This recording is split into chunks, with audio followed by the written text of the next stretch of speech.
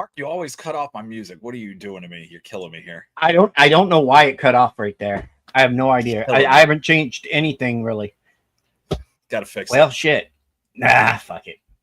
Welcome to the show, ladies and gentlemen. My name is Brian. With me always, I am. that's right. And tonight is our what's 100 tonight? What 100 something. 100th Show episode? Yes, our 100th Our episode. 100th episode. Is it like our anniversary? That's not our anniversary. Right? No, hell no. That's in Yeah. February. I would have divorced you a year ago. Yeah. We're still doing it though. What? What are we doing?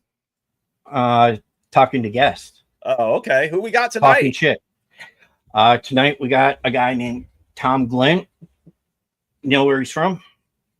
You know. Yeah, you told me earlier, but I know the one movie that we're going to discuss tonight because he's a part of that movie.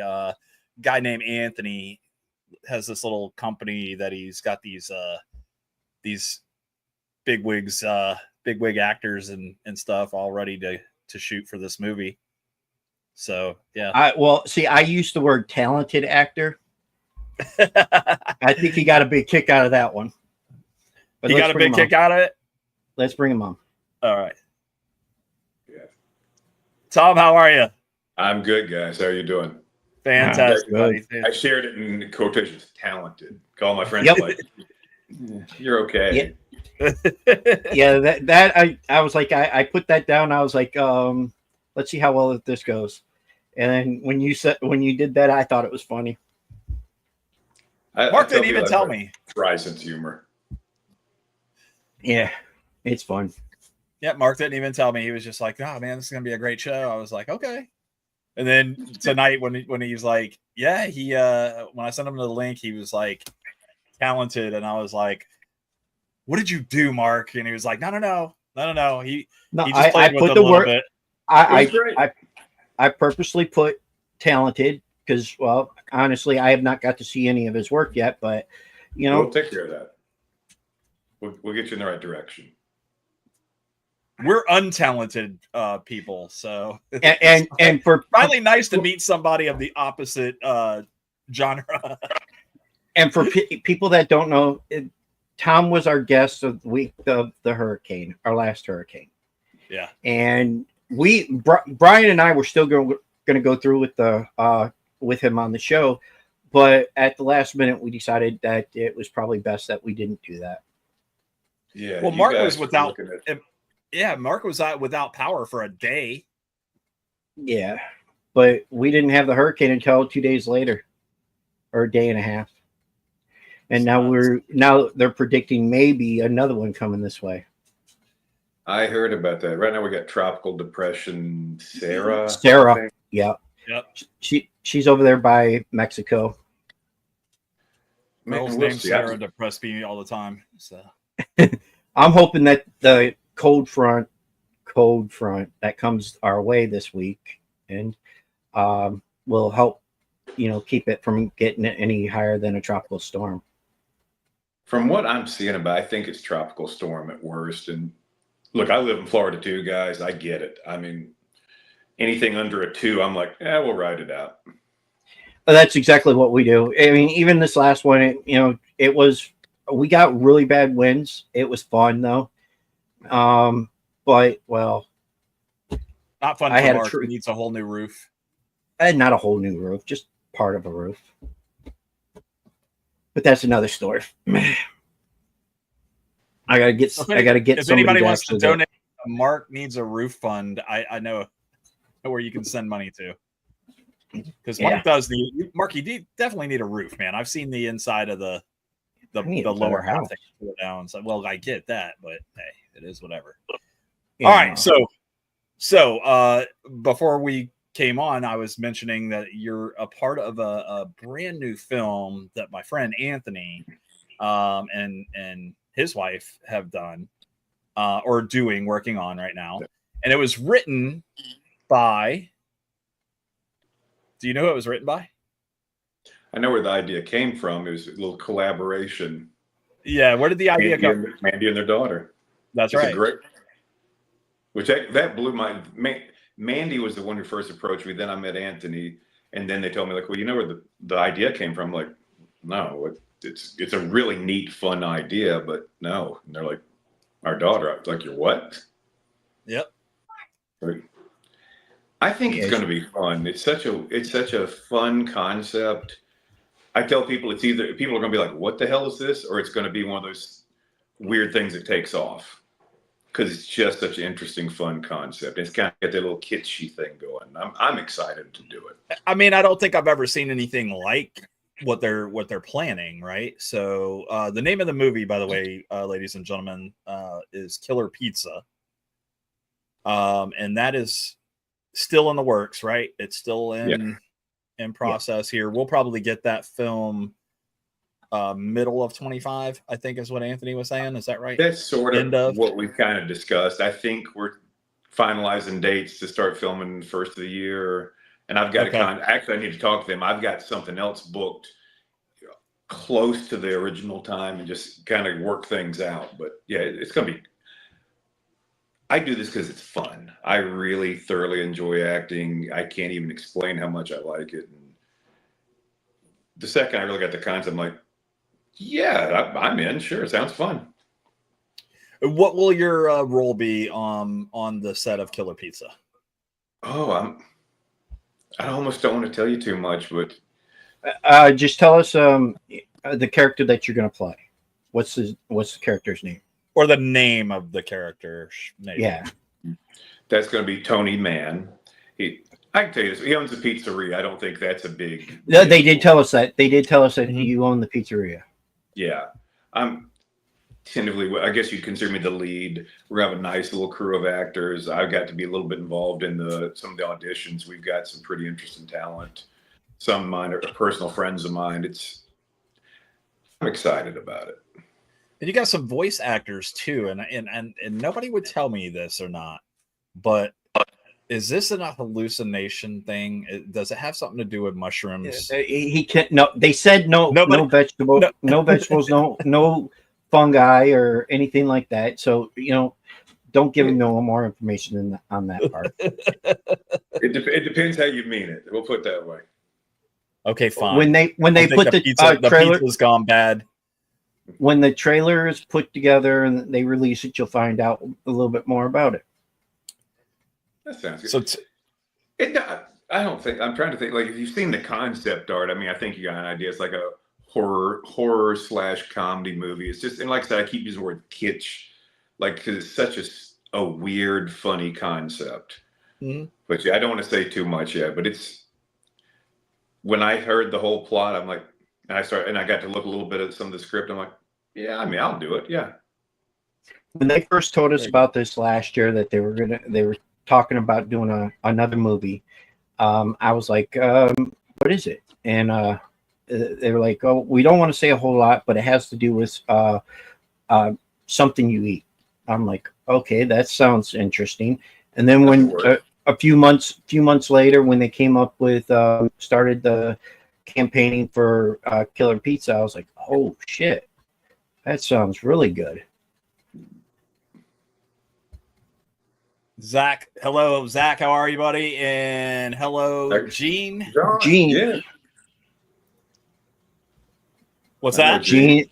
Yeah, I just talked to Gene 2 days ago. He called me. He said, I see you have Tom on your show. I said, yeah. He said, he's such a great guy. I said, you don't have to kiss his ass from here, That's kind of him. That's kind. But everybody I've said, they've all raved about you. Hey, Anthony. Anthony needs to be putting me over. That's good. That's good. About the thing that we didn't tell you is about 8:30. We're going to take a small break. We'll do a music video, and then after that, when we come back, we're going to play a quick game. It's called Florida or Not Florida, and somebody's going to play against you out of the comments here. Sounds good. Maybe. We'll see what that's going to be. Maybe, or we'll have Brian. One of the two. I'm for it. Tom, you said you live in Florida now. Is that accurate? Yeah, I'm on the other end of Florida from you guys. I'm in Pensacola, Florida. That's where I spend that's where home is. I do spend a lot of time in Atlanta, and I travel a bit, obviously, but that's where home base is. I love it here. Florida's beautiful, man. It really is. So, everybody that knocks Florida can suck it. Especially Mark, because he's been trying to get out of here since I've known him. I'm never leaving. I'm never leaving. See, you should have just said I'm dug in like a tick. I'll never say never, but I'm happy right now. We got a nice place here. We're close enough to the beach, but far away enough that, all right, we don't have to worry about flooding too bad. It's just right. Yeah. See, just moved north. I Mark. used That's to all like Citrus. I used to like Citrus County a little bit, just a little bit, but it's starting to grow more, and I liked it small. Now we're getting pretty crowded here. I'll say that. Yeah, everybody wants to move to Florida because I think we have a pretty decent governor. Everybody else that I talk to, though, is like, nope, don't like him. I'm like, okay, whatever. You are aware that at the Florida state line, it says free state, right? Yeah, that's right. He had that put up there. He had that put up during COVID, but that's a different story. I believe it. It's tricky, especially with a lot of what's the word? I'm trying to do this delicately. I've actually had issues with some casting because I live in Florida, because Florida is considered by a lot of people a very conservative state. A lot of casting are not particularly conservative, and it's always this real tricky issue sometimes, honestly. But that's part of that's why when you're dealing with Hollywood, and it comes with it. I know another stuntman that was in the industry and was a double basically for somebody, and that person is no longer with any of the companies. And I was like, what? Yeah. Because the one that you told me about? Yeah, because he refused to do the COVID shot. And I guess that was a big thing in Hollywood. It was made very clear, if you were in SAG, and I'm in the union, that if you would not willing to take the vaccine, you were not coming on any sets, period. Yeah. It was outright mandated. Yeah. Yeah. That's why he declined. He declined to do the shot. And I was like, well, so now what do you do? And he was like, not that. And I was like, okay. But it seems like it's working itself out. I actually knew a very talented young actress. She was the worst case scenario. She didn't want to do the vaccine, but she's like, the 2-part shot. She's like, so she went and had the first shot. She had a severe reaction. And actually, you hear people talk about myocarditis. She actually had that. Like, she had a heart reaction to it. Yeah. The inflammation of the lining around her heart. So she couldn't get the second one. But she wasn't considered vaccinated. So she got the worst of both worlds. Oh, wow. She got the shot. I had probably got a severe medical reaction, but still wasn't considered vaccinated. So she got. It's crazy. I got the first shot, and had a blood clot come out my nose twice. Yep. So yeah. Anyway, I'm well aware of some of the. Moving right along. So stuntman. How do you find yourself as a stuntman? How do you find yourself as an actor? How did this Let me all tell come you, about? I tell people this, I am an actor who does have experience doing stunts. I am not a stuntman. I'm an actor who can do some stunts. I'm good at fight choreography. I know how to break fall. But if you're like, hey, we need somebody to jump off this building, I'm not your guy. I got plenty of friends who are stuntmen who act, and they're very successful, and they book a lot of big things, but they're coming in as like, you're coming as a stuntman, but we'll give you a couple of lines, dialogue, as opposed to me, I'm actor first. And sometimes the line gets blurred, and my last agent, God love her, you got booked on this, great. And I get there and like, stunt cop number 1. I'm like, wait, what? And I'm sitting there talking to the stunt coordinator. I'm like, okay, so what are we doing here? And then it turns out to be something that's mostly acting with a little bit of, okay, there's potential for some danger here. Oh boy. And it's never been an issue. And the biggest stunts I do are really fight choreography. Like I'm pretty, Yeah. I've got a fairly extensive background in martial arts. That's kind of what pulled me all into this. And that's a whole story there. But What? Go ahead. Go ahead. No, go ahead. I'm sorry, I didn't mean to cut comfortable you doing a off. lot of fight choreography. I have a problem going through. I'm like a low-key professional wrestler type of stunt man. Like if you want to put me through a table or want me to fall down, I know how to do it. Yeah. Or you want me to sell punches, I got that. But if you're like, hey, we need somebody to run this motorcycle up a staircase, no, I'm not your dude. I'm not your guy. I'm not your buddy. But I know a guy. I swear to you, some guys, they're so desperate. This industry breeds like it's so competitive. I've literally fought in a cage, and this is more competitive. Like it's the most competitive thing I've ever done by multitudes. And you'll get people like, oh yeah, and there's always a little bit of fake it till you make it, or yeah, I know how to do that, and I've done a little bit of that. I think we're all guilty here and there, but I've seen guys say, I'm trained as a stunt driver. They're not cool because they're just so desperate to book a job. And there's actually been some real stuff in the industry where somebody said, I can do that, and then got hurt or killed. I think that happened on one of the Deadpool movies. Somebody kind of got coerced into doing a motorcycle. The first one, he probably shouldn't have been. So I think it was the first one. The first movie. I can't remember if it was the first or second, but I remember when it happened, everybody was talking about like, well, was she trained? Was this? And it's when you're standing on a set and somebody's looking at you going like, well, you do this, right? It's hard to go, no, because time's money. And one of the productions that I did, they're like, well, we need you to take this fall. I'm like, yeah, I can do it. And they're like worried. I'm like, what's the problem? They're like, well, if you said no, we don't have a stunt man who's your size. That it was in a costume, and like we were really worried that. I'm like, no, I got it. But they were like, if you'd said no, I don't know what we would have done. I'm like, maybe should have been like, yeah, I'm going to need you to pay me more money. In retrospect, I probably should have said that, but they were really good to me. So yeah, I've been very lucky. You meet a lot of actors with horror stories of getting big named by leads or treated badly or screwed over by productions.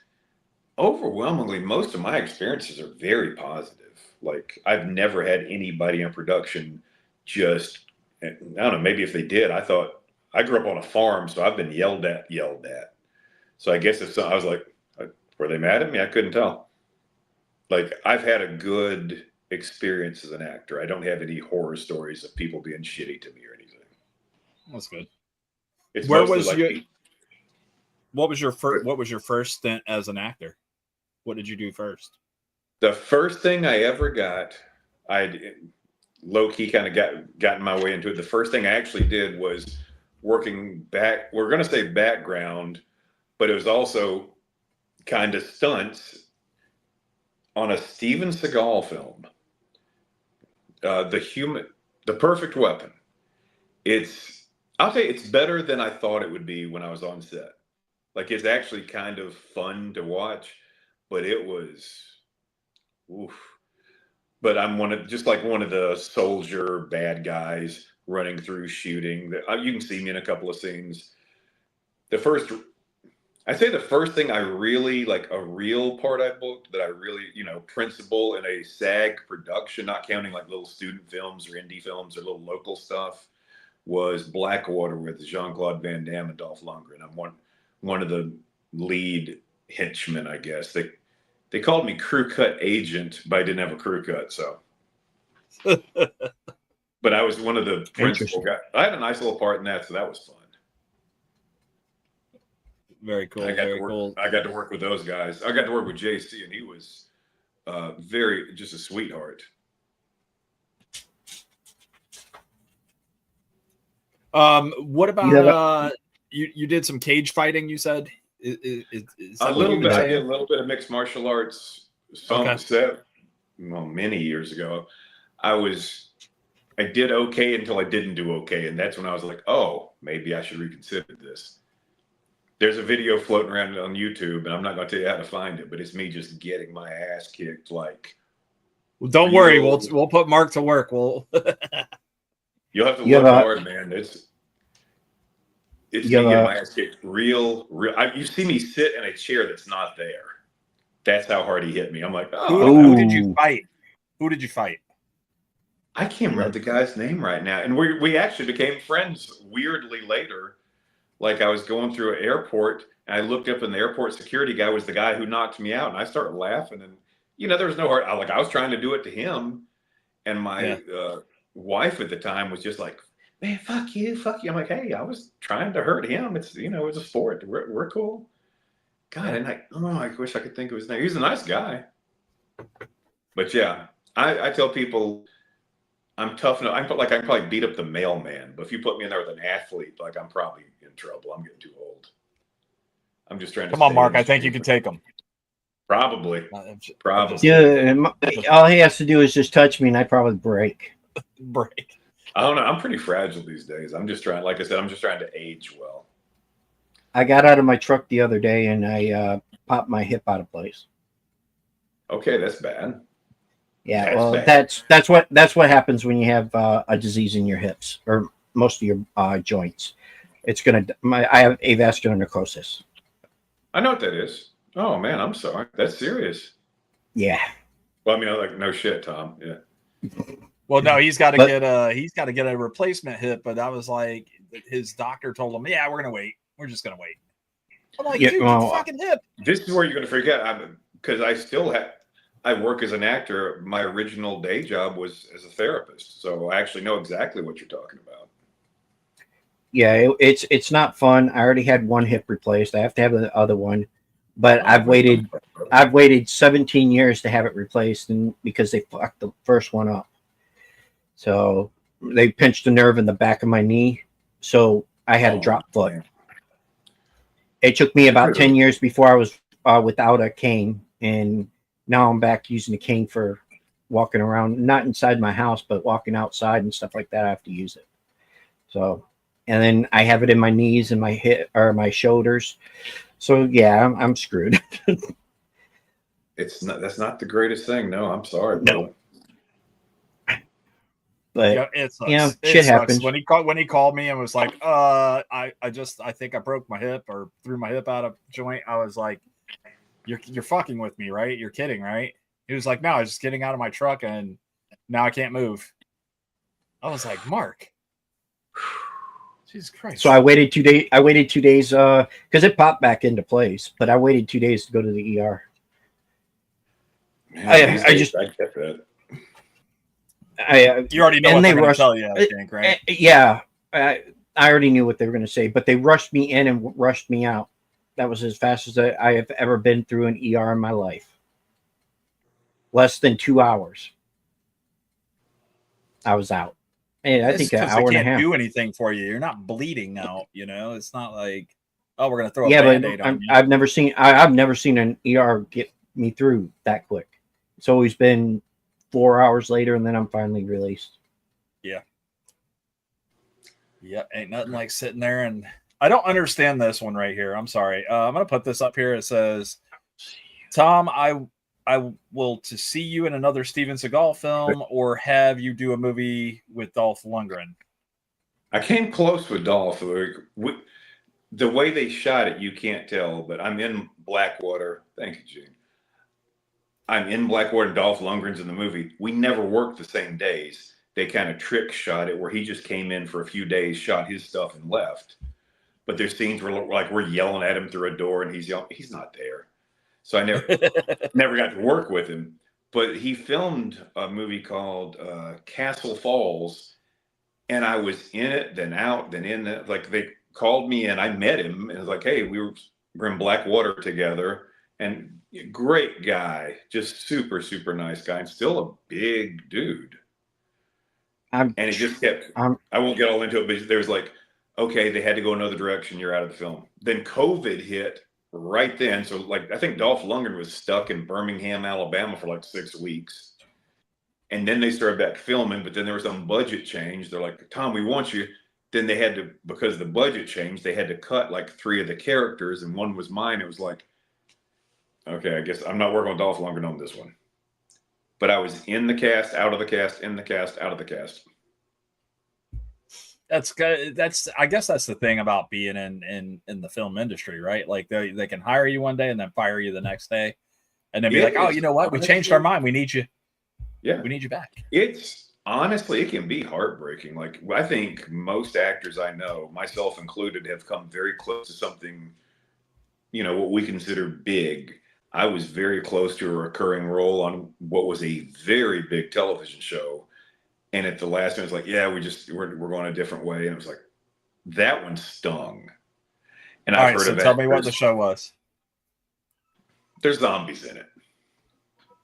Oh man. I know. Oh, that would have been fantastic. He could have been one. He could have been killed in that by some of the other ones. I know. I've never watched the show, so I couldn't tell you a whole lot.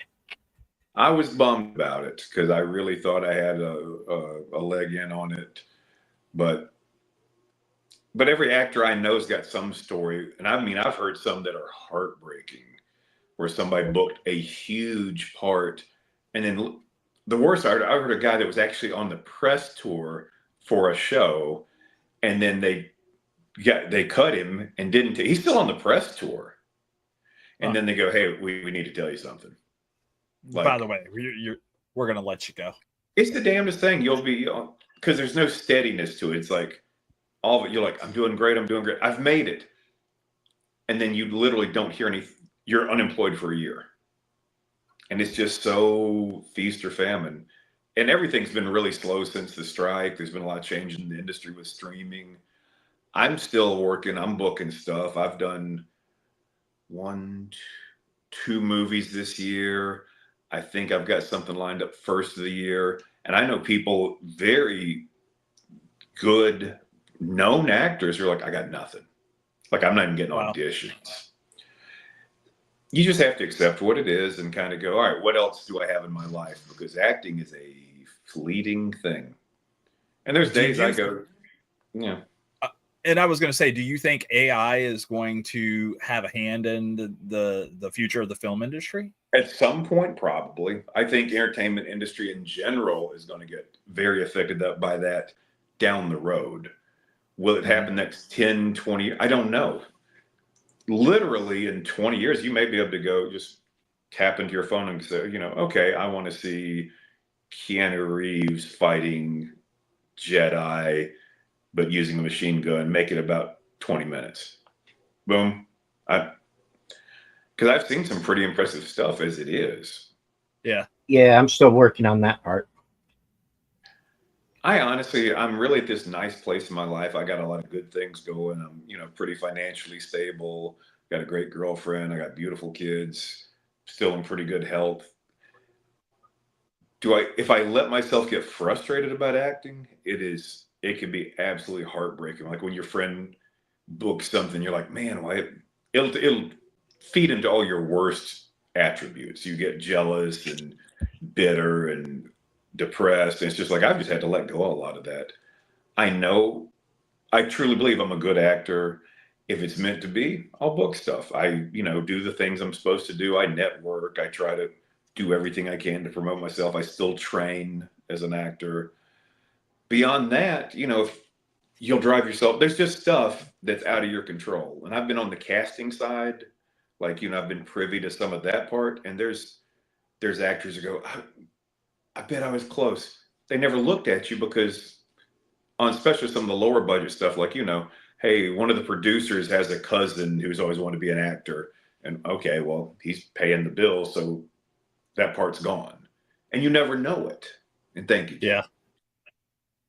So, you do everything that you can control. And after that, you have to let it go. And you got to put a lot of money on savings. The term I like is multiple streams of income. Okay. Like if I had to live strictly off my acting, there'd be some lean times. There's sometimes it's like, all right, guys, I literally went one day, all right, guys, we're going to Disney World because I got a residual check that was unexpected and quite large. And there's other times where it's like you get that residual check and it's literally for like $3.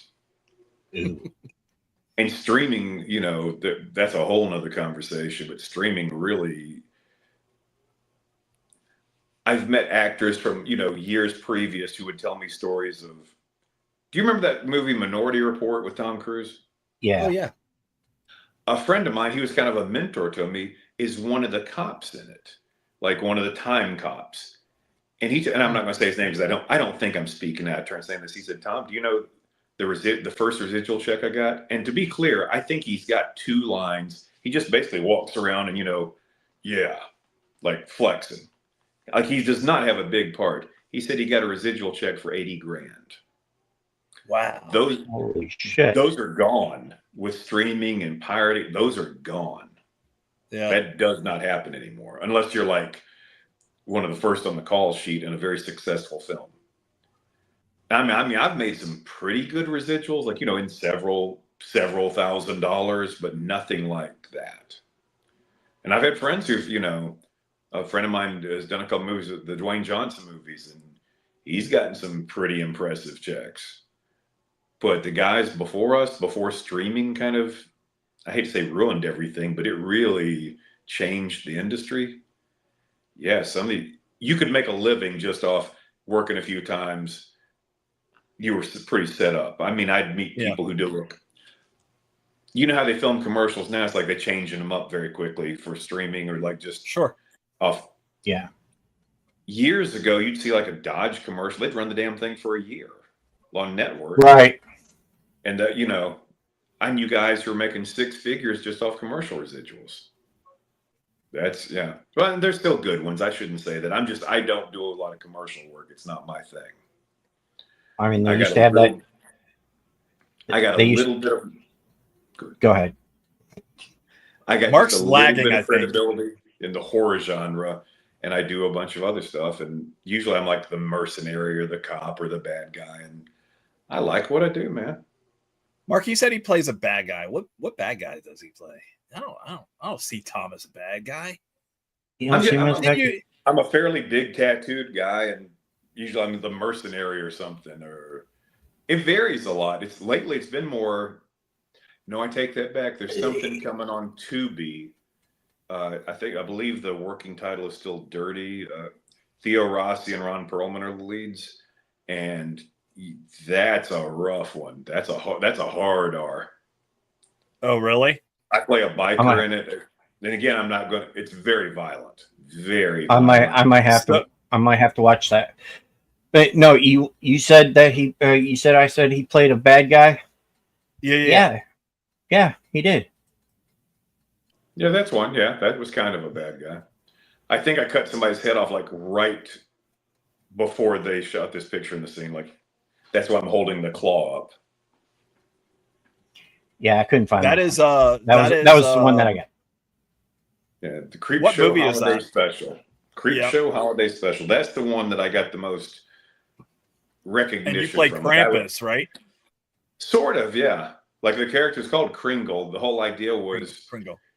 That's what the Legend of Santa was based on. When I say it out loud, it's hilarious. It's like, what would you play? I played an evil Santa who killed werewolves. But that's what it was. And it got me like I still do, or I still could, but I don't do it much anymore. But I would literally go to horror conventions and do the whole autograph and pics thing. And a lot of people saw that. And a lot of people loved the original Creep Show.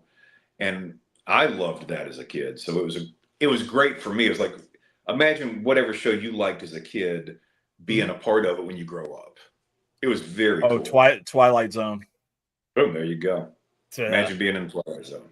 I ain't Tales from the Crypt. There you go. Tales. Same concept, being an episode of that. But you know the bad guy. The great thing about the Tales from the Crypt, you already knew who was going to win. Like it was always the bad guy. It's always some weird twist, though. It was always fun to watch, though. Yeah, I love those shows. And that's why I love being a part of Creep Show, and everybody involved was great. And special effects, it was all practical effects. It was very little green screen. There was a little, but very little green screen stuff.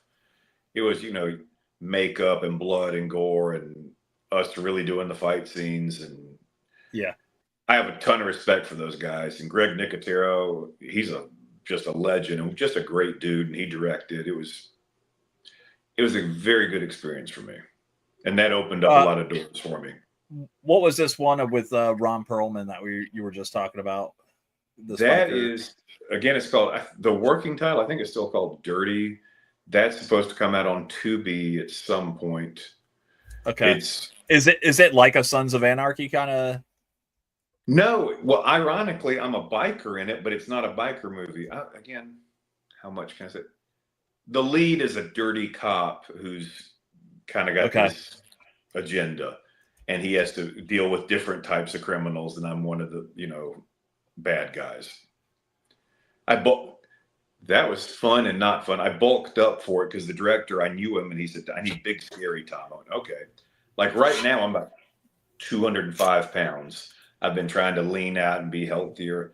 I got up to like the 240 something for this movie. I'm just like, but it was so uncomfortable. It's uncomfortable to be that size now. Trust me, I'm well over that, and it's not muscle. It's definitely food. Well, we're gonna say I was bulky. I won't tell you I was cut. I wasn't fat, but I wasn't cut. But I'm wearing this biker vest, and I'm pretty heavily tattooed, and it was just a lot of fun. It's a great script. I'm really hoping it came out like I believe it did. I'll say this: I didn't get to work with Ron. Theo Rossi is amazing. I've got so much. He's really blown up some because the Penguin show right now. He's one of the principals on that. Theo is one of the most talented, and I've worked with some very talented actors. Theo, I was just so impressed with how involved he was in every aspect. Like he sat me. I didn't have a huge part. I had a pretty good little part, but he's like, Tom, I think he just said, I was thinking maybe this should be your motivation. And you have this attitude. And he just sat down with me. I was like, man, that makes a lot of damn sense. And he's in damn near every scene of this movie. Huh. And he had his hands on and knew every aspect. He's such an underrated talent. I hope he gets his due now, because the Penguin, that show, I think, is really well done. I haven't watched it yet. I haven't watched it yet because I want to wait. I want everybody's like, hey, watch the. I think we got to watch. I wait until it's over first. It's over. Well, you got to wait. You got to watch the Dark. You got to watch the Dark Knight first. Movie. Actually, it's called. You could watch the Batman before, and it would give you a couple little things, but you can watch it standalone. Yes, and it's supposed to the way that they end it. It'll go into the second Batman when it comes out. It's supposed to start like 2 weeks later in the timeline. Really? It's 2 weeks later. That's what I was reading, but I don't know if it's actually true or not. But no, Brian has not watched the Batman yet. He said that he watched about 20 minutes of it and couldn't get through it. So I don't want to hear his shit. It's a different tone. It's a very different. I liked it. I didn't think I would. Literally 30 minutes before I got with you guys, my girlfriend, we watched the Penguin, the whole thing, and she's like, well, I never watched the Batman. I'm like, oh, we'll fix that.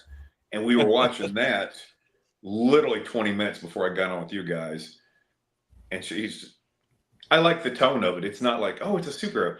He's a psycho with PTSD that's basically putting on motorcycle leather and fighting and punching muggers. He's a lunatic. I like the fact that they didn't have to give us the origin story again. I like that too. I think that's really played out. I'm sick of the same damn. Every time that they give us a new Batman, it's the same shit. I'm like, okay, stop. Yeah. It's like I'm done with that. It's like, let's do something else. And that's why when I watched the Joker, the first one, I thought they did that one very well. It was done I love the concept that if you took the Joker out of it, it's almost like a modern day Taxi Driver. Yeah. Yeah. The way it was told to me was, this is what I want to do. It's this kind of weird Taxi Driver movie. And the studio's like, we're not giving you the budget for that. And they're like, it's about the Joker. oh, it's a superhero movie, and they greenlit it. I don't know how accurate that is, but you could take all that Joker stuff out of it. It's still a brilliant movie. Yeah. I would feel the exact same about it, but it's like, okay, we're going to put on some makeup and, call me Joker. This I've not got to watch the second Joker, and no intention to. I have no intentions to doing it. I have never universally heard a movie get shit on so bad. Oh my god, it's everybody that I have not heard one. When Mark tells me Terrifier beat that in the theaters, I was like, what? We had a conversation about that today. That's kind of why I talk about things like Killer Pizza, because if you had told me a few years ago the Terrifier movie would be a franchise, what, that low budget gore bucket thing? No. The first one, it was a full blown franchise. Yeah. And was the number one movie in America, even if it's the number one weekend. It's the number one movie in Germany, and I think it was Spain or something like that. Yeah, number one. I when I watched the first one, I was like, "What the fuck am I watching?" And then the second one, when the second one came out, I was like, "Oh, okay, now it's getting better." And then I got to meet both David Howard Thornton and Damien Leone. Leone. I know you're talking about. Yeah, I got them to sign I got them to sign a Terrifier doll that I have back here. Yeah, figure. It's amazing how that's a great horror. Always changes with the times. 100% correct. But sometimes I like the old stuff, and that's why I'm so proud of Creepshow. Like, it was, kind of true to that old style practical effects. Yeah. One of my favorite horror movies is Halloween 3, like the Season of the Witch. I love that. It's so dated. I think doctor walking around with a cigarette going, oh, we'll get to the bottom of this. And you're like, what the fuck is going on here? I think that movie. I think that movie would have been better if they would not have called it or put it in the Halloween franchise. It shouldn't have been in that franchise. You're right. But I understand what they were trying to do. I mean, all the horror franchises have done something to screw up the franchise somewhere down the line, and they find their mistakes and they try to correct it. But even then, I still, like, what was it?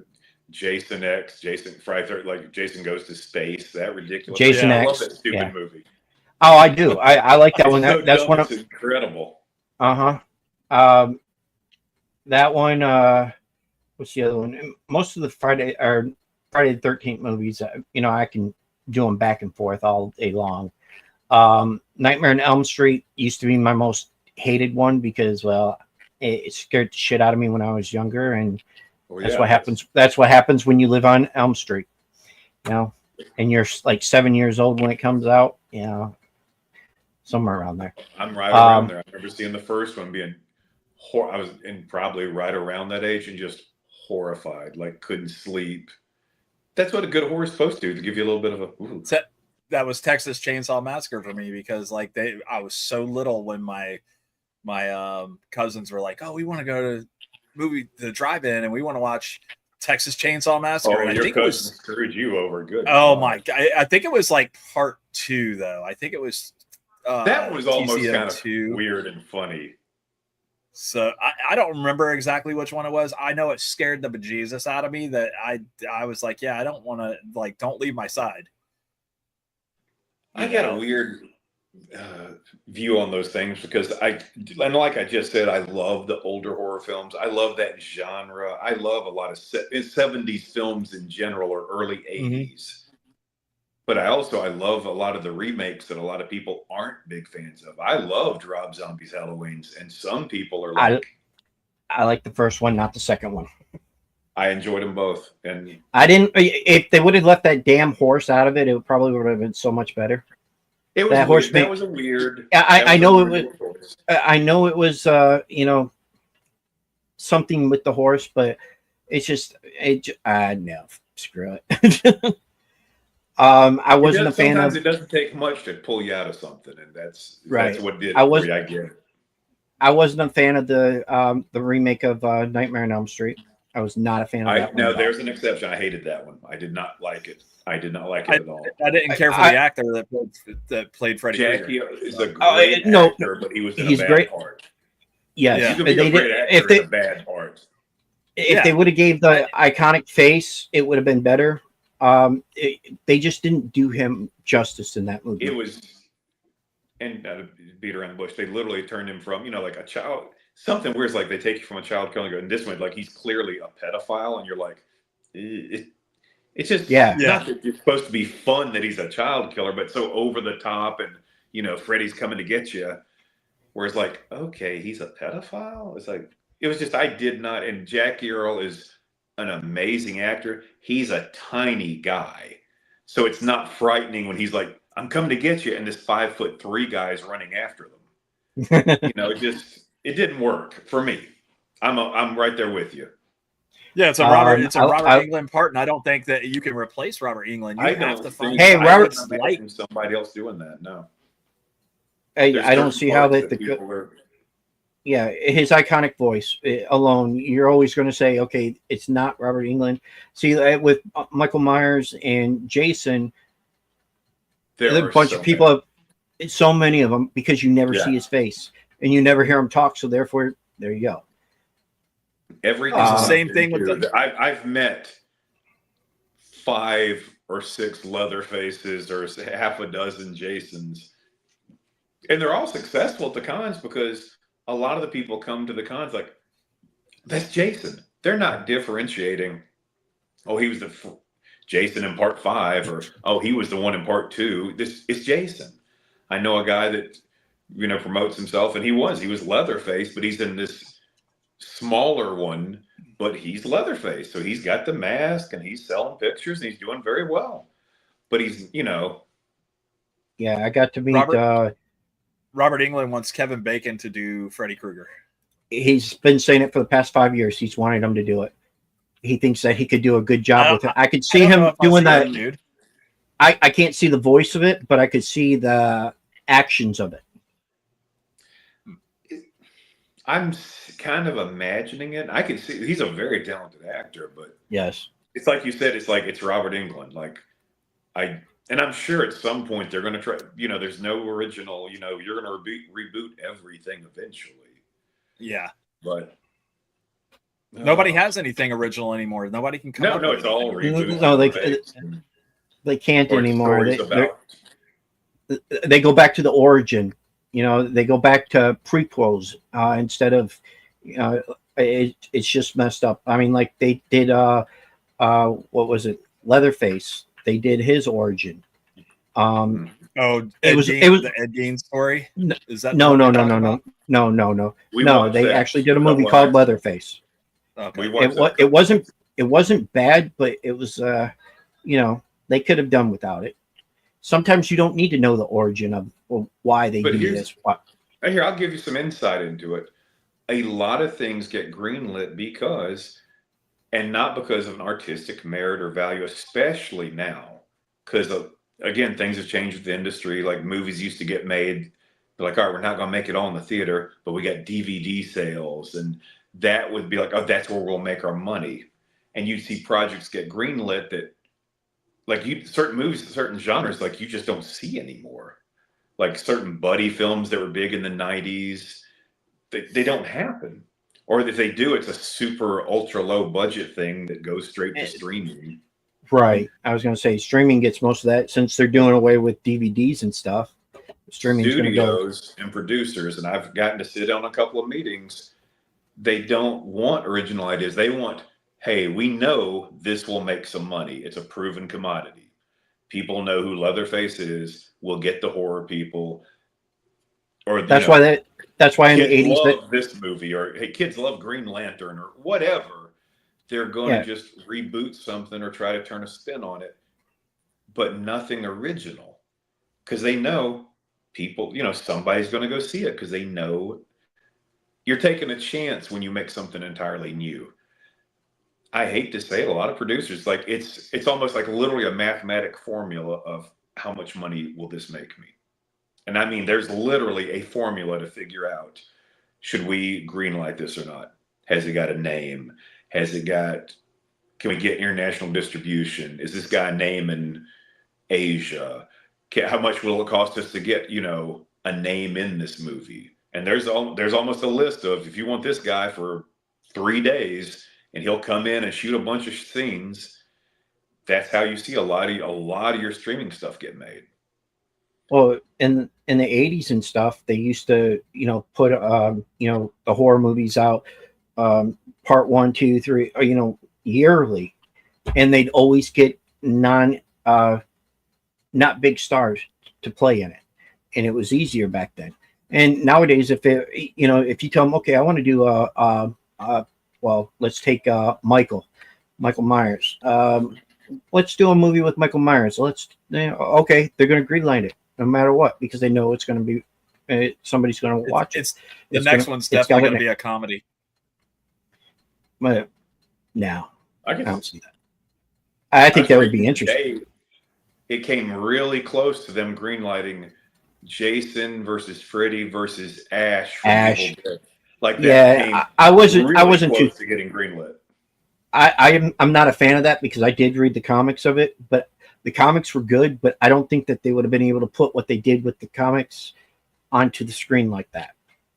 I really don't. There's a lot of stuff you have to compromise, and it's like, okay, how much is it going to cost for this effect? Or, can we get this past the board? Like, we're not getting that on there. Did you ever read the Preacher comic books? No, I'm not.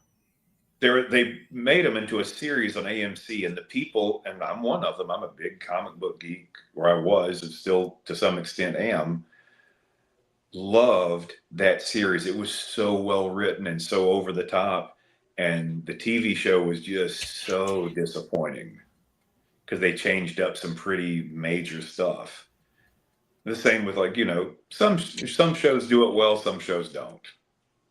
And that's what everybody says, is like, read the book if you want to know where all the action really takes place. Yeah. Because when you see it on the screen, there's so much taken from it. They take so much out of it. Probably in all aspects true. That's, every genre. If it's based on a book, it wouldn't hurt. If you put the whole book, if you made the whole book into a movie, Mark, I think that movie would be 8 hours long. Yeah. Well, I mean, that just depends on which movie you're going for. I mean, I've read a lot of the horror, like Halloween 4. I mean, it was good. It took out a little bit, but I mean, what they took out didn't have to be in it anyways. You have to have a good editor who can know that. That's the catch. Right. Like somebody who goes, all right, we got 90 minutes. Do we really need this secondary character or this sub-story to be part of it? Right. Nope, that's where you get part 2 of the movie. Yeah. And there's that part of it, yeah. And there's some very smart people who figure that out and not take anything from them. Make the movies intersect instead of giving us the prequel or the sequel. Make it to where you have this person's story and this person's story, and then show us how those intersect. Something like that would be very interesting, I think. And again, you just got to get a producer to agree with you. That's always the catch. Yeah. And I've seen some producers go, I'll just absolutely say, I not. see where a lot of creatives get very frustrated because you have a really creative person and a money person, and it's just butting heads. Because the one guy's like, I don't care about anything about your story. I don't care anything about your creativity. What is the least amount of money we can produce this for to maximize how well I can sell it? And then you have a creative who doesn't give a rip about that and doesn't care for running overtime. Oh, everybody's getting time and a half. They don't care because, they want the art. And those people have to come together. And sometimes it's beautiful and sometimes it's like, holy shit. I try to be nice to people, and I found myself just standing in situations where I'm like, I'm probably not the pay scale that I'm supposed to be in this conversation, but here I am. And I've been privy to things. I go, oh, how much are we losing by still being here? You're working for free today. That's how much we're losing. I mean, look at I mean, look at okay. Let's take I'm promoting something, so yeah. I'm hoping this kind of comes back around. And you guys are great, and I'm enjoying this. I mean, look at the Flash true. movie. Look at that one for comic book. The Flash. They told us when we first originally got it, it was supposed to be the Flashpoint, and I was all excited about that until I found out who the actor was that was going to play the Flash, and then I was like, okay, I'll give him a shot. And well, he turned out to be a dirtbag, anyways. Mental dirtbag, but that's a different story. He's got some issues, I've heard. Yeah, but I mean, he's getting help for all that. That's great. I hope he does. I hope so. And I hope he can do better. But what they gave us was sure in the hell not Flashpoint. They gave us shit. They gave us, oh, let's get Michael Keaton in here to use for Batman. You wasted Let me tell you that. They wasted him. Right there was the draw for me. Like Batman '89 is going to be in this. What? Everybody was excited. I did enjoy that, and I actually enjoyed a lot of aspects of that movie. I didn't overall, and this is nothing personal against Ezra Miller. I didn't like the way he was directed to play that character. I didn't like his take of this, and this is not, like almost like he is autistic Flash. He was just so awkward. It was like, yeah, I agree with you. I don't like that interpretation of the character, and it's interesting. Right. It's one of those where either some people love it that he's so awkward. I just didn't. I thought the Flash. That's not the way I saw the Flash. Yeah, the Flash wasn't made that way. He had confidence. He was. Yeah, don't get me wrong. The Flash was never, the big guy superhero, but he wasn't like, oops, I wet my pants, whoopsies, Right. Oh, what am I supposed to do here? Go stop it, stuff like that. Yeah, I wasn't a big fan of the movie. I mean, I liked aspects of it. I really did. I liked, instead of being that it was Superman, it was Supergirl. They brought her in, and then she did a good job with it. I thought she was she did a great job. She did a good job. I hate it for it because think about it. You're booked as Supergirl. That's like telling me like, all right, you're going to be, I don't know, Green Lantern or whoever, and then it's like, well, once. Yep, and that's done. Once, and so she's done. She's not coming back for the others. No, they have to do this. They already have a new one. Yeah, she's gone. She's actually given interviews about how heartbreaking that is. I believe it. I feel bad for her. She was great at it, and some of the actors that have were supposed to come back with to play, like Henry Cavill. He was supposed to come back to play Superman, and then when they took the new regime over, they fired him. I mean, I felt bad for him because he stopped doing what was it? The Witcher. Yeah, he stopped doing that to do it. They really kind of screwed him over on that, but he said. But now he's going to be in Marvel. He's going to land on. I think he's going to be okay. But he's going to be doing a Marvel movie. I've heard that. I've heard some rumors about who he's going to play and what. And he's a great fit. I hope. Wait! I like rumors. What kind of rumors we got going? I didn't hear anything. I don't mind. I've heard he's going to play maybe Captain Britain. Captain Britain is the main one that keeps going around. Okay. I've low-key heard some rumors like they were really like trying to think about, because of Deadpool and Wolverine, going like, maybe we could make him work as Wolverine. Have you guys seen, was it Deadpool and Wolverine? The new one? Yes. Yeah. I love trying to get to the theaters before I get in. Uh-oh. Oh, hang on. I'm coming back. Okay. There we go. Okay. There's literally an alarm that says nighttime bones on this phone for my girlfriend to go feed the dogs their treats. Oh. But that's fun. But yeah, like seeing Henry Cavill as Wolverine, I did not read any spoilers. I was like, shut up. And my son was with me. I thought that was funny. There's some things you need to see in the theater because that crowd reaction, like Avengers Endgame. There were moments in that being in that crowd. It's irreplaceable. and what those moments are with like everybody's just what, that's what makes, that's one of the great things about movies. Yeah, I remember when Wolverine was before it was coming to theaters, and they were talking about, oh, we're going to make a Wolverine movie. There was a whole lot of talk about a certain Bruce Willis being a part of that film, and I was like, can you guys imagine if Bruce Willis would have been cast as the Wolverine? That would have been insane, dude. See, that's the problem. After seeing him as Wolverine, I couldn't see anybody else doing the part because he's been doing it for a while. Yeah, like 20 years. Yeah, yeah, like huge. Well, Disney owns them now, so I can't say that I can't see anybody else taking it over, like we were talking about for well, but it's hard. I can't. It's very tricky. I know that he's going to be playing Wolverine for a while now. Yeah, they signed him on for more, and there's going to be another Deadpool and Wolverine movie. The truck of money they must have sent to Australia. My God. I can't even.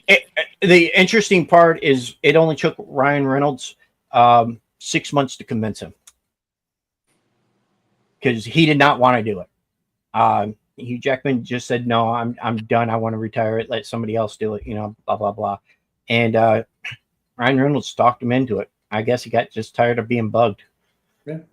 And it turned out great. It was a fun role. Everybody enjoyed his performance. And again, they must have backed up the Brinks truck to him. Like, I'm not one of them, but I love to see when an actor goes, I have enough. Or just people in general, when you go, how much money do you have? Enough.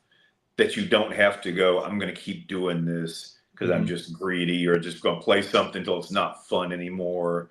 Or I'm very blessed. I'm not like some multimillionaire, but I'm doing okay financially. If acting stopped tomorrow, it wouldn't kill me. Like, if I had to go tomorrow and go, somebody, hey, you got to be more with your family. You got to prioritize this. I actually at one point thought about it, am I done? Because the strike, things got really dicey there. Like nobody was working. I know people who don't have other income. They're like going through their life savings, and it just was very disheartening. Yeah. And then I had some personal stuff before the strike. I went through a divorce, and I stepped away because I was, figuring my family stuff out. And coming back, it was like, am I still passionate? As long as I'm still passionate about it, I'll do it. But, the day I go, I'm not enjoying this. Yeah, I'm good. Yeah. But right now I'm enjoying it. I'm really looking forward to Killer Pizza because, like I said, it's just such a fun concept. I keep talking about Terrifier because I'm like, if you had told me a few years ago, oh yeah, this is going to be the #1 movie in the country at some point, I'd have been like, you are stupid. You would have jumped on that bandwagon too. I'd be like, all right, what part do I need to play?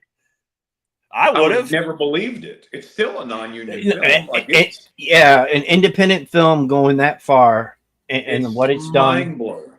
Yes. I think that's happened before. God, I can't remember the budget, but it was something like, Christ, I could have paid for that. Like it was next to nothing in the scope of a film. Yep. Like it wouldn't even be, I don't even think it would be an ultra low budget or maybe a modified low budget in a SAG, in a union consideration. Like it was ridiculously low budget, the first one. And they used a lot of practical effects, but they had a great concept. That's, I guess, where I'm getting with this is I keep telling people like, man, you never know what's going to hit people the right way. Mm-hmm. And I'm hoping like with Killer Pizza, somebody goes, that is hilarious. And that, it's got enough jumps and gore. It's like, it's got everything you want it to have. After Terrifier's success, I'm going to call the guys and be like, how gory is this? Should we bump this up a little bit? Should the pizza just like rip somebody's eyeballs out? Like, what are we doing here? That could be interesting. It would be. I sort of mean that, but I don't want people to see Terrifier's success and go, oh. Do you remember the last time a low budget film an independent kind of film made it to where it was small budget, but became super popular? Actually, it just stuck in my head was Moonlight. That won several Academy Awards. It was almost a low-key art film, and I got to work on something, one of the leads from that. And I always hear low-budget movies. Billy Jack. That's another one. Yeah, but I always hear people who are filming low-budget movies that we want this to be our Moonlight. Because that's one of the dreams of a producer and actor. Be like, hey, we're going to put this together. We're going to make this small film, and it's just going to hit the people's conscience just right, or it's going to click in a certain way. And for whatever reason, I keep bouncing around like Terrifier. It just worked. Like everybody's like, Art the Clown is a funny concept. Oh my God, this is over the top gore. And there's a market. But if you had told me watching the first one, hey, this is going to become a franchise, and it will be at one point the #1 movie in this country, I would have said, you are out of your fucking mind, to anybody who said that to me. Yeah. My children are. Maybe we'll be saying that about Killer Pizza. Who knows? My children are the ones. My children are the ones that told me about Terrifier. They watched it first before I did. I'm like, oh, okay, and they told me about it. I was like, okay, I'll watch it. I'm like, what the hell did you guys make me watch? And and then I was like, okay. And when the second one came out, once I watched the first one, I was already hooked, because I like horror movies. And when the second one came out, I liked it because it gave it more of a story, But if you have not watched the origin of Art the Clown, you have to watch All Hallows Eve. Yeah. Right. But David Howard Thornton was not the original Terrifier or Art the Clown. I did not know that. Okay. He got the part because he went into the audition and just did a whole bunch of crazy ass stuff, and it worked. Because I guess sometimes that's what you have to do. Sometimes is go in there with no fear. Just go into an audition like, you know what? Or these days, a lot of them are taped auditions. And I have found myself more often, depending on the role, because if it's like a fairly small role, you don't need to be acting too much, for lack of a better way of putting it. You're helping the story move. If you're not one of the main characters, your job as a supporting actor is to help the story move from point A to point B. Like, you don't need a waiter to come out and go, oh, what drink will you be having? Just you're helping the scene. Calm down, sir.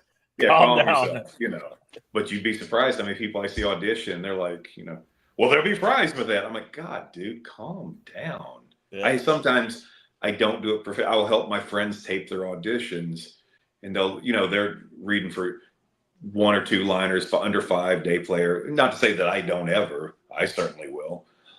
But like, where it's literally like, do you want fries with that? And it's these theater guys, do you want fries with that? And I'm like, dude, calm down. Calm down. Go to McDonald's and say it exactly like the person that just asked you. Well, that's the thing with theater. You're trying to play for the people who are in the seats way in the back. Mm-hmm. With this, it's like you're talking to the camera right here with the eye line right there, and you don't need to do all that. You need to express it with your eyes, and you don't have to. There's a professional wrestler, Adam Copeland. He wrestled the name Edge. He's had a pretty successful acting career, and some friends of mine have worked with him as an actor. And he even said that when he first started transitioning from wrestling to acting, he was like all trying to sell stuff like, oh, you got hit. Oh. Hey, calm down. There's nobody in the cheap seats. Here's the camera. And you have to learn that a lot of theater. I heard a coach once say, I have to beat the theater out of these guys. But he wasn't wrong. True. It's just, you have to know what you're working for. But again, I kind of wander all over the place. For smaller parts, you're just helping the story get from point A to point B. Just, calm, be yourself. Don't, unless that's what they're asking for specifically. And sometimes they will. If they don't, calm and simple. Not a lot of movement. It's like the audition for one type of role is different. If you've got a bigger role and you're like, this is competitive, man, go for it. I want them to either go, that's our guy, or them go, holy shit, go get everybody to watch this guy. This is, we're not going to hire him, but you're going to know me, Yeah. Or I want people to go, all right, you're not right for this, but we like something about you. Like, I've been asked to read for stuff that I clearly wasn't a good fit for, but okay.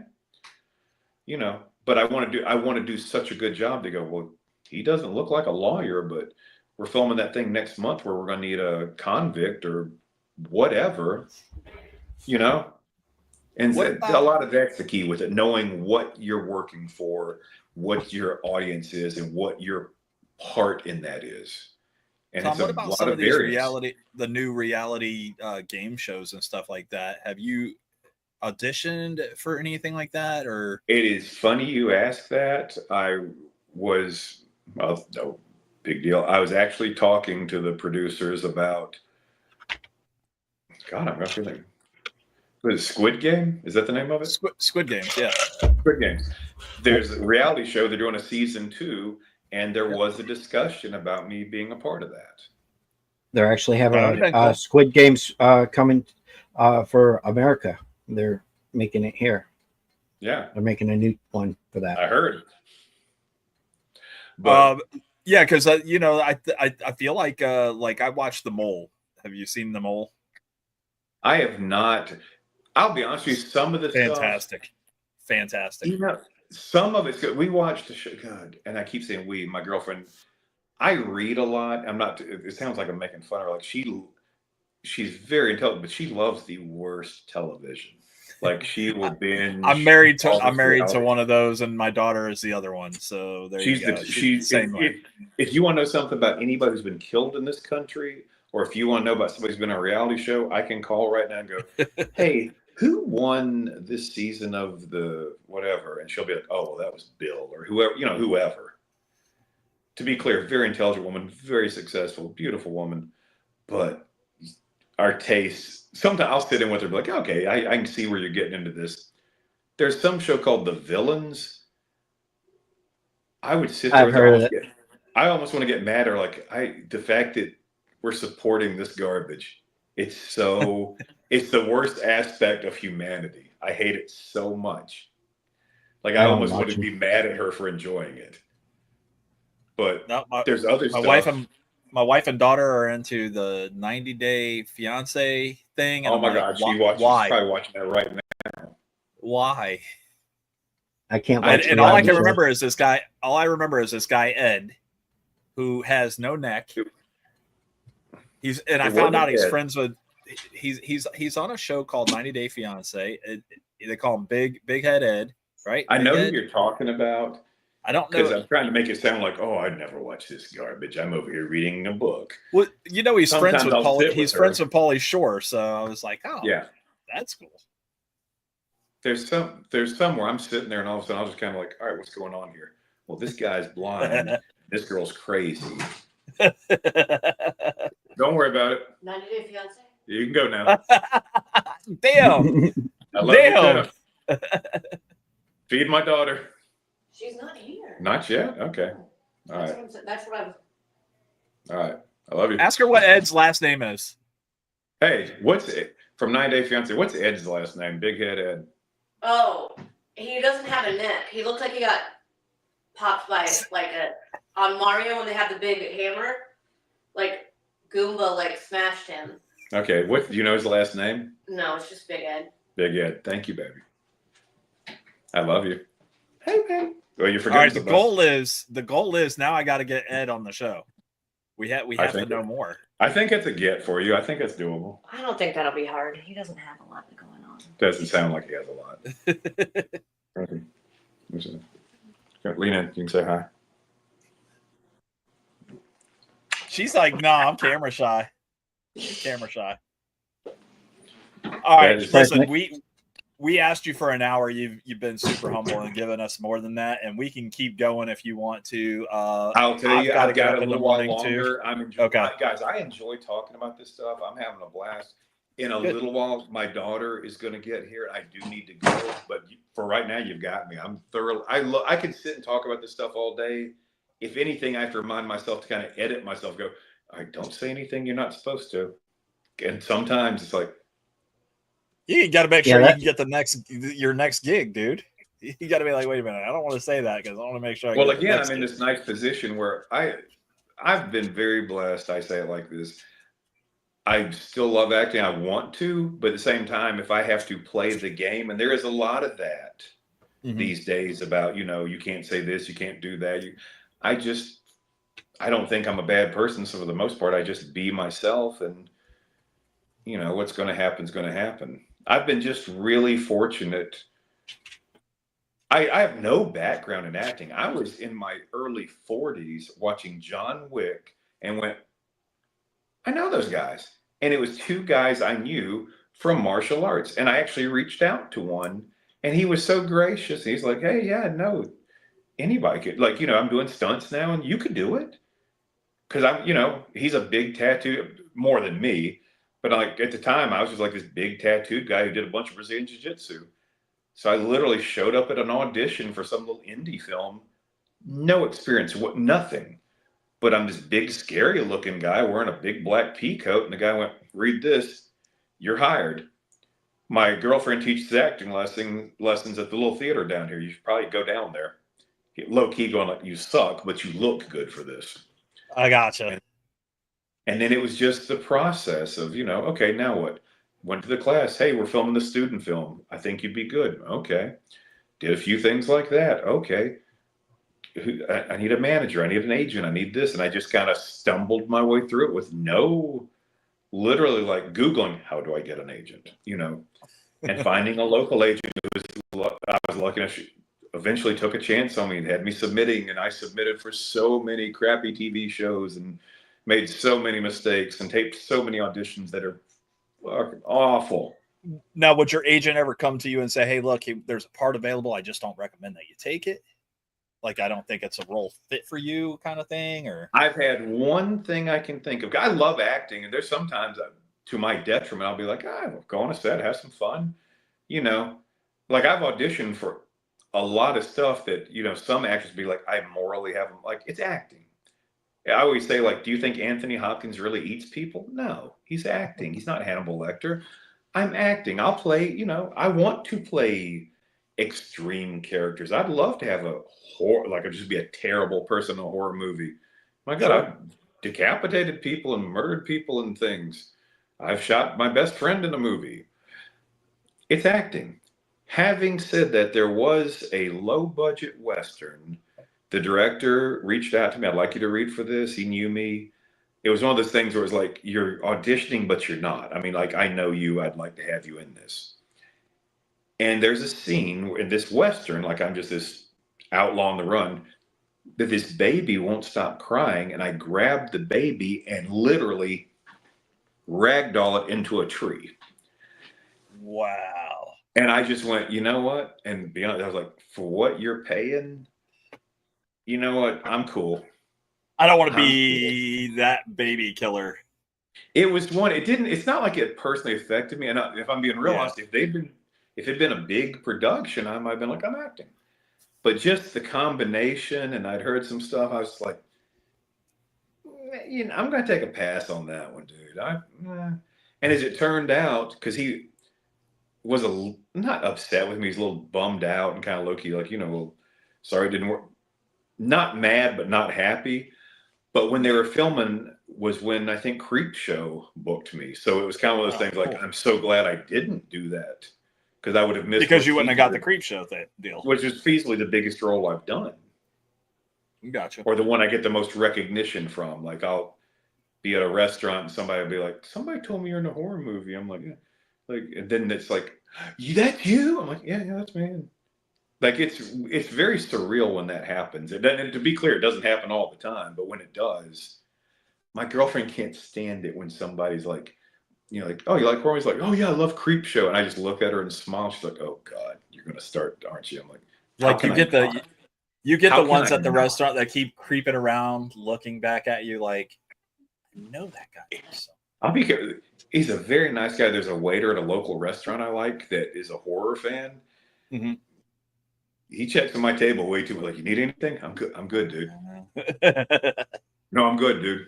I appreciate you. I'm good, dude. Do you want to sit down? You know, like, and I appreciate. I'm not. If there's a fame hierarchy, I'm way down here. I was going to say, was he the one that said, "Do you want some fries with that?" No, he wasn't. That does happen sometimes when your friend. It gets a little frustrating because all your friends are like, "Oh, cool. I'd love to be an actor." Yeah, okay. Could you help me out? I can tell you the process, but I can't just go make a phone call and boom, you're in a movie. Because shit, I wish I could have done that. It's the best of luck. But there's a lot of people you meet who are just like, I know I'd be good at it. Okay. So if you've taken lessons? No. Got headshots? No. You ever been on a film set? No. But I just know I got that certain something. There's no. It's not how it. I wish it worked. Like there's a few rare. You hear these stories about like Pierce Brosnan, who played James Bond. The first audition he ever had was for Remington Steele, which was a TV show that he had, I don't know how many seasons of, and as the lead. That was his first audition. Ever. Yeah. Wow. I believe I'm correct saying that. I cannot think of her name. One of the leads from Game of Thrones, one of the younger actors, with the first or second or third audition she ever did, she booked, I think Arya, who I cannot think of her name, played Arya on Game of Thrones. It was like her second or third audition ever. Macy something. Thank you. That's it. And when that show was over, she had to read for stuff. Be like, what do you mean I didn't get it? Because she's just got that. I'm not used to auditioning for stuff and not getting it because the third thing I ever did, it was one of the biggest shows in history.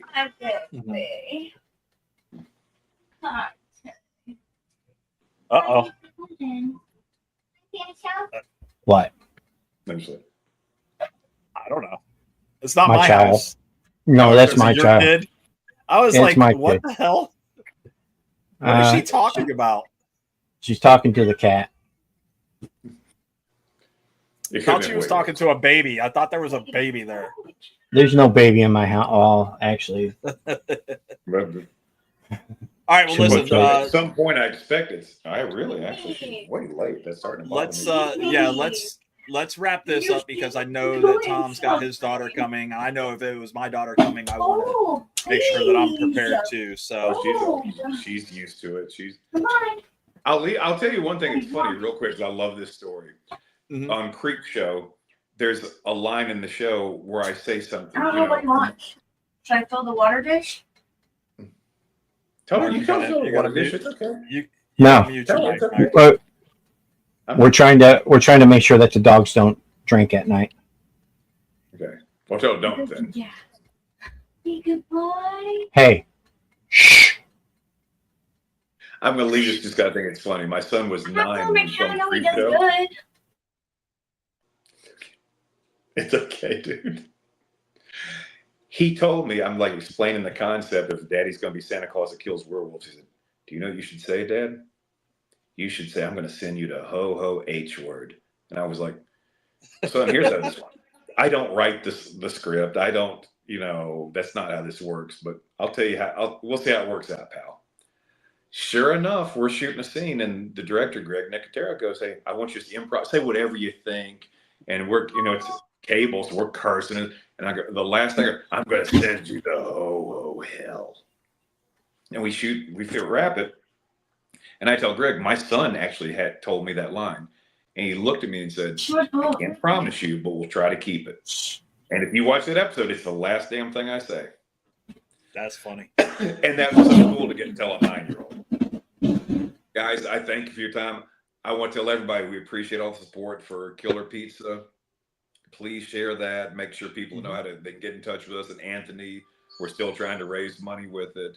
It's going to be a lot of fun. I still think they still got perks for people as well. I think that he does, and we're gonna end up putting those perks out there again. Right there. It is the Indiegogo. Please, Indiegogo. We love the support. We're really wanting to make something out of this, and I think it's going to be fun. Like I said, like you were saying earlier, funny and horrific at the same time. I think it's just going to be really good. I hope it's going to be something that becomes a cult classic, and somebody's like, "Hey, we'd like to buy this and put this up on the bigger screen." That's always the way you want these things to go. Yeah. I still love to watch Return of the Living Dead, and I know actually a few people who were in it now because of the cons that have worked with them, and just it's such a trip to be like, I know this guy now. Like we're actually, I'll get a DM from Tom or somebody from that movie and be like, oh shit, how's it going, bro? Nice. But it's just great. I would love to see something like that happen for us. So we'll see. And I'm still trying to book other stuff, and I've got some projects lined up. So we have, as long as we're having fun with it, right? Tom, where can our friends, family, and viewers find you, watch you, follow you? The biggest thing I tell people is my Instagram. That's where I promote most of my acting stuff, and that's at Real Tom Glynn, Glynn. Always feel free to follow along there. I usually check people's stuff back out. That's where I post 90% of my acting stuff. I don't have a YouTube channel. I do not do TikTok. I just refuse. I'm too old, and no. My girlfriend's on me like, you really need to. I'm like, not yet. Until I'm just completely unemployed, I'll go fine. But everybody says they're too old to do the TikToks, but there's a lot of people our age group that are doing it. They're making an absolute killing on it. But I've got a friend who's a very successful, I make him a hairdresser, but he makes a killing. Like he's that tattooed, muscular guy that travels the country styling women's hair. And he's one of his TikToks, I don't know how many millions of views it had. And he's like, I'm like, you are wildly more famous than me as a hairdresser. And he's like, he met me because he was a horror fan. He's like, oh, I'm a fan of you. I'm like, dude, you're way more famous than me. and we're actually really good buddies now. That's cool.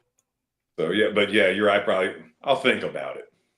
All right, guys. If your girlfriend's telling you to do it, you should probably listen to her.